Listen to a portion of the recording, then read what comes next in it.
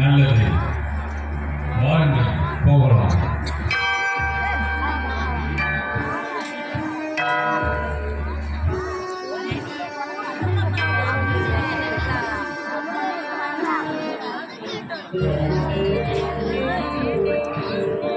பதவி கிடைக்கும் என்று எண்ணினேன். ஏமாந்தேன்.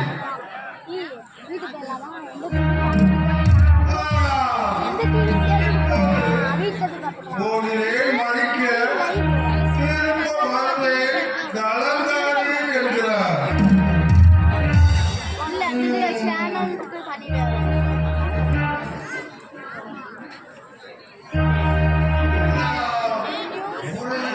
மனமாகவே இருக்கிறது.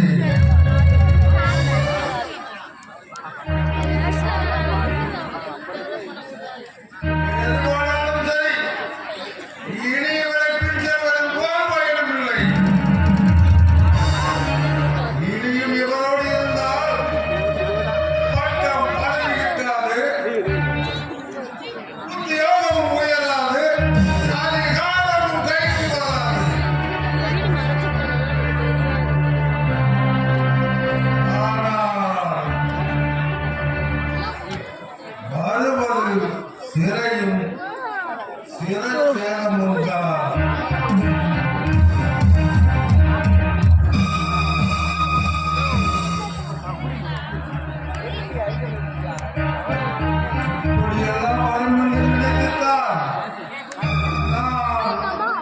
திருட்டுத்தனமாய் கொஞ்சம் கொஞ்சமாக பணத்தை மிச்சம் பிடித்து ஒழித்து வைத்திருக்கிறேன். அதை எடுத்துக்கொண்டு எங்காவது ஓடி விடுவதெல்லாம் நலம். அதுதான் சரியான யோசனை. நல்ல யோசனை கூட.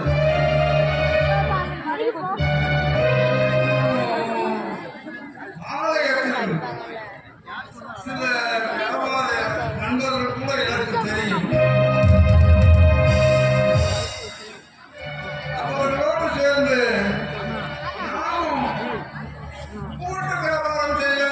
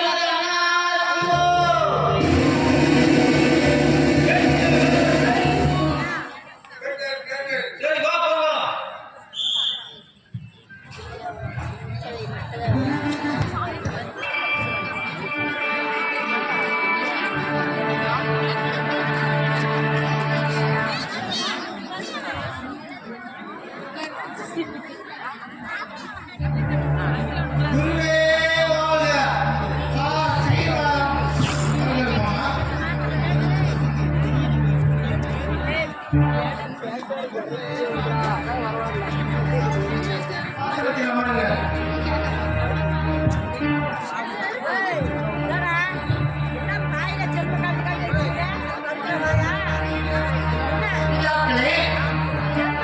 மூப்பர்களே, பரிசேயர்களே, சதுசேயர்களே, வருக வருக. நமது நாடும் நகரமும் ஆலயமும் ஜாதியும் கீர்த்தியுடன் வாழ்க. நாம் யாசிக்கும் கீர்த்தியை குலைக்க நமக்குள் சனியன் உதித்துள்ளார். உலகம் உண்டானது முதல் நமது ஜாதி வேறு பிரச்சனைகள் ஏற்பட்டு நமது யூத ஜாதியிலேயே மன்னர்கள் பல தோன்றி மகிமையுடன் ஆண்ட காலம் அகன்றுவிட்டது.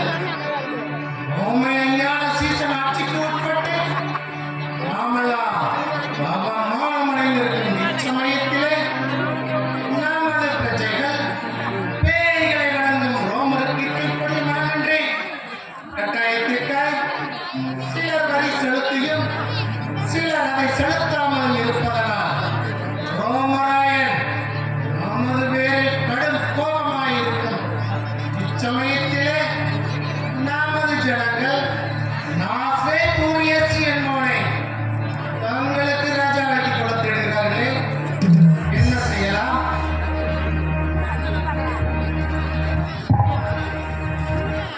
ஐயையோ, இது நிறைவேறுமானால் ரோமாலயம் படையெடுத்து நமது நாடு, நகர், ஆலயம், ஜாதி, மதம் அனைத்தையும் அழைத்து விடுவானே.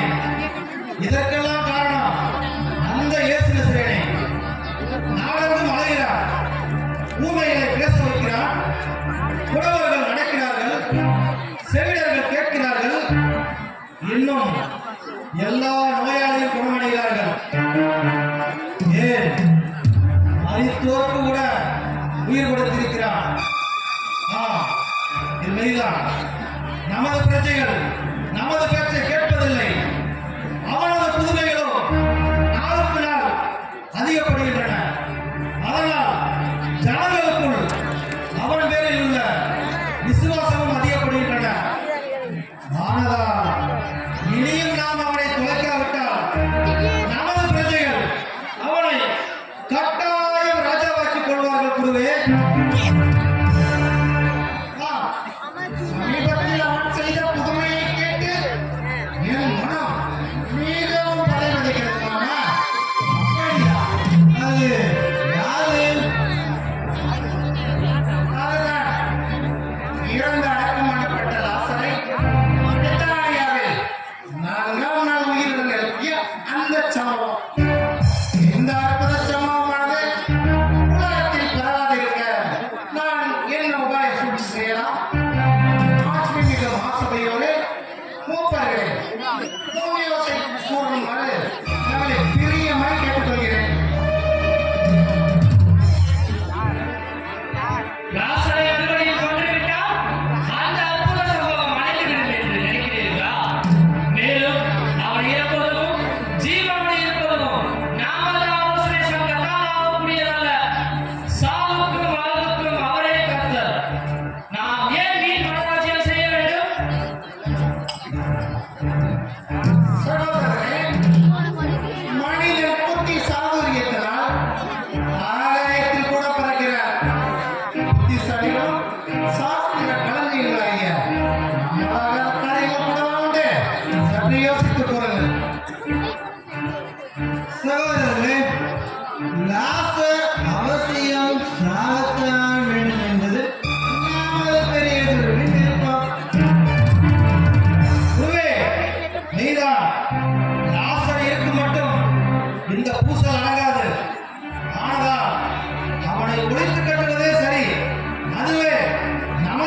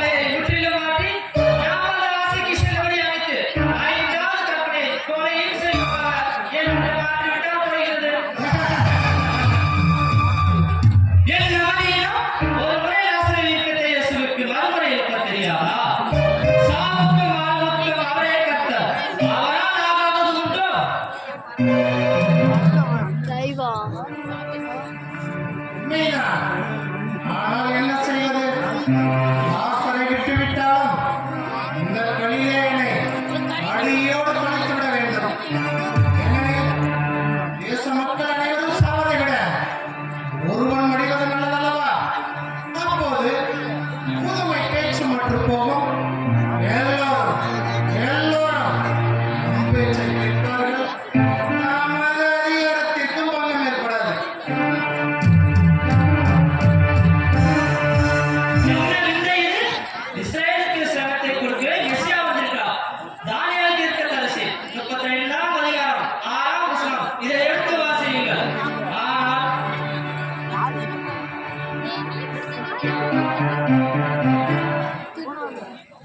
இதை பற்றி இதே ஆலயத்தில் இதே இயேசு 12 வயதில் சாஸ்திரிகள் மத்தியில் எடுத்துக்காட்டவில்லையா? ஸ்நாபகர் கப்பல் யோர்தான் தீர்க்கதரிசிகளின் வாக்கியத்தின்படி இயேசு நசரேயனை நீங்களே கொல்லப் போகிறீர்கள். கலிலேயா நாட்டில் உள்ள நசரேத் ஊரிலிருந்து மெசியா வருகிறார் என்கிற வேத வாக்கியம் பொய்யாகுமா? இசையாஸ் தீர்க்கதரிசி 35ஆம் அதிகாரம் 6ஆம் வசனம். இதை எடுத்து வாசியுங்கள். ஆனால் வரை வருமம் ஆகார் காய்கார் என்கிறவை இருட்டில் அகப்படுமே. ஆனால் வேதங்களின் அர்த்தமும் இந்த மெசியாஸ் தீர்க்கதரிசியின் போதகமும் நமக்கு புலப்படாது.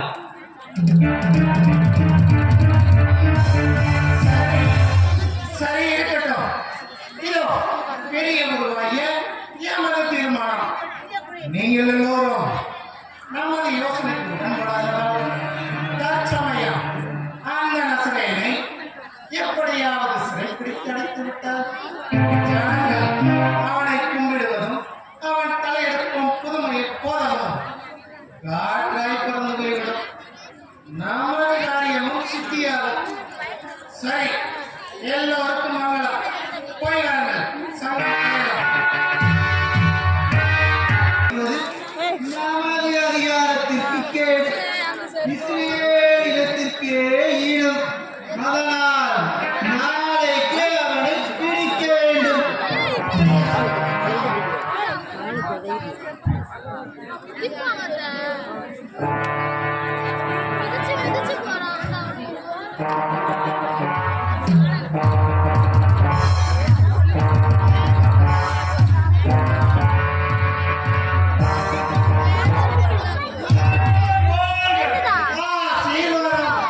வியாபாரி குட்டி எப்படி? சரி, நீ போ. அப்படி நீ வா. இப்படி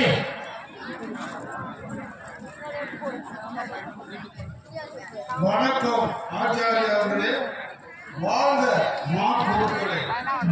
சீர்வாதம்.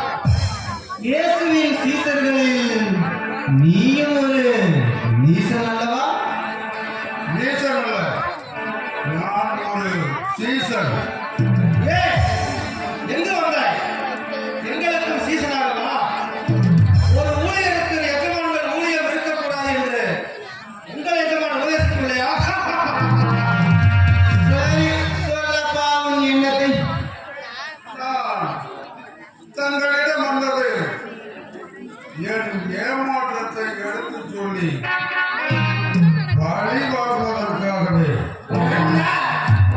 இல்லையா?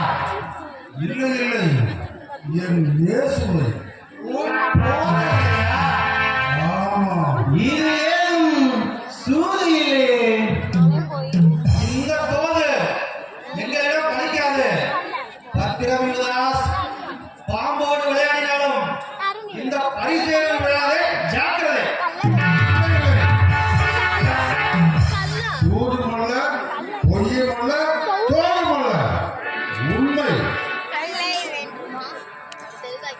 பரிமள தைலத்தை வீணாக்கிய அந்த பெத்தானிய பெண்ணை நான் கடிதத்திற்கு என்னை அளவாது இகழ்ந்து பேசிவிட்டார்.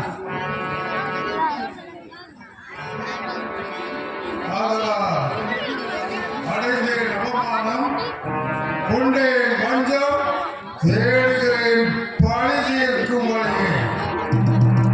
ஆமாம், ஏமாற்றம் என்றாயே. எதில் உனக்கு ஏமாற்றம்? அந்நிய ரோம் சாம்ராஜ்யத்தை எதிர்த்து அவர்களை எல்லாம் அழித்து துரத்தி நம்மை எல்லாம் மீட்டு இஸ்ரவேல் மக்களுக்கு சுதந்திரம் கொண்டு வருவார். ஆட்சி பீடத்திலே அமருவார். எனக்கு மந்திரி பதவி கிடைக்கும் என்று எண்ணினேன். ஆனால் ஏமாந்து எல்லாம் அந்த கழுதை சவாரியோடு முடிவடைந்து விட்டது.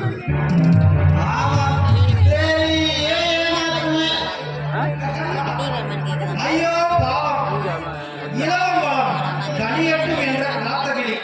உன்னை கூட எங்களுக்கு பிடிக்காது. இன்றைக்கு இப்படி மாறினால் நாளைக்கு எப்படியோ. சந்தர்ப்பவாதிகள் திசை மாறும் திராட்சைகள் தானே. அப்படி அல்ல. அவரை பிடிக்க நீங்கள் போட்ட திட்டங்களை எல்லாம் நான் அறிவேன். உங்கள் 3 திட்டங்களும் அடியோடு முறிவடைந்திருக்கிறது. அந்த நேரம் இயேசுவுக்கு கடல் போன்று மக்களாக நிற்க உண்டு. என்ன அபார ஆத்மீக சக்தி தெரியுமா அவருக்கு? யெகோவாவும் அவரும் ஒன்று என்கிறார்.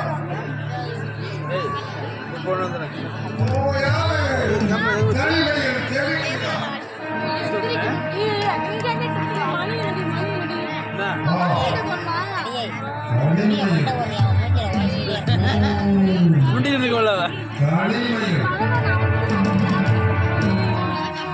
தனிமையில் தான் நீங்கள் அவரை பிடிக்க முடியும்.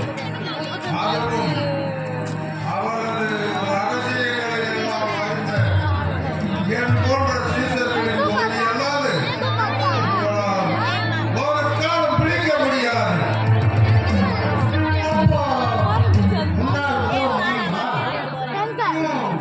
உதவி செய்ய முடியும். நீ உதவி செய்ய